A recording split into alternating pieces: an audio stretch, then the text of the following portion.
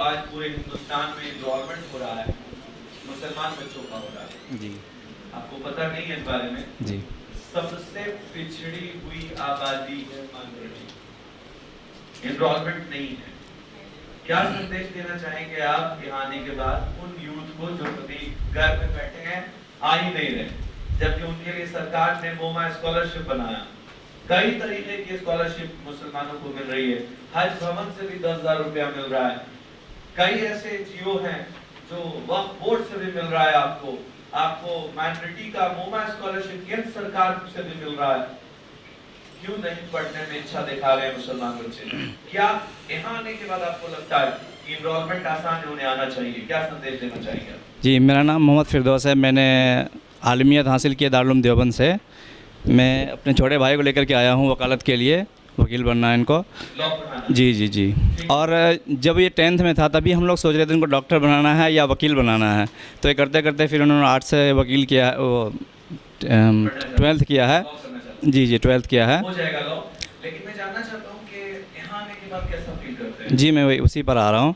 तो हम लोग बहुत कंफ्यूज थे कि इनको कहाँ पढ़ना है, क्या करना है, कहाँ पर इसका बेस्ट यूनिवर्सिटी है, कॉलेज है, लेकिन हम लोग को समझ में नहीं आ रहा था। हम लोग दो भाई हम लोग हैं और भी हैं, तो बहुत वो कर रहे थे लेकिन नहीं हो रहा था। तो हमें इसका मालूम ही नहीं था कि रोज़ माइंस भी कुछ है। तो हम यहाँ पर अभी हॉस्पिटल में आए हुए हैं IGMS में, हम अपनी अम्मी को लेकर के। तो यहाँ पर किसी ने हमें बताया कि रोज़ माइंस है और इसका फॉर्म भरा जाता है इस तरीके से। फॉर्म तो हमने भर दिया, 1,000 रुपये मांगा जब, तो हमें लगा कि पता नहीं शायद ये 1,000 भी बर्बाद चला जाएगा, लेकिन हमने कहा चलो भर देते हैं, हो सकता है कि काम आ जाए। तो हमने भर दिया उसको। फिर आज जब यहाँ पर भी आए तो यहाँ पर भी हम यही सोच करके आए कि शायद वहाँ जाना कैसा होगा नहीं होगा, लेकिन जाके देख लेते हैं। लेकिन यहाँ पर आके हमें बहुत ही ज़्यादा अब सुकून मिल गया, इत्मीनान मिल गया कि हाँ बहुत बढ़िया सब कुछ ठीक है इसका, और हम पढ़ाएंगे। जी जी बिल्कुल। और हमारे मैं सीमांचल से ताल्लुक़ रखता हूँ, वहाँ पर मुसलमानों की तादाद ज़्यादा है, तो वहाँ पर लोग ज़्यादा नहीं पढ़ते हैं, बहुत कम पढ़ा पाते हैं। तो या तो गुर्बत की वजह से या किसी और वजह से, कोई पैसा वाला आदमी हो तो वो पढ़ा लेता है, अपने बच्चों को कहीं भेज देता है। आम तौर पे बच्चे पढ़ नहीं पाते हैं। 10th किया, 11th किया, उसके बाद छोड़ के फिर अपने दूसरे कामों में लग जाते हैं, पढ़ाई से उनका कोई मतलब ही नहीं होता है। तो हम लोगों ने, कुछ और लोगों ने मिल करके, हमारे चचा ने एक ट्रस्ट भी बनाया है, ये सोच करके कि बच्चे पढ़ेंगे इसके तहत। ट्रस्ट को हम लोग के साथ जोड़ दीजिए। जी बिल्कुल, ज़रूर। प्रपोजल ले लेंगे जी, और आपके ट्रस्ट को एक सर्टिफिकेशन दे देंगे कि आपकी ट्रस्ट वहाँ इस NGO के साथ काम करे। हम तो चाहेंगे कि ये संदेश ऑनलाइन ही दे रहा हूँ मैं आपको जी, उस पर साइन कर दूंगा, मुझे मेरे जोन में आता है बिहार।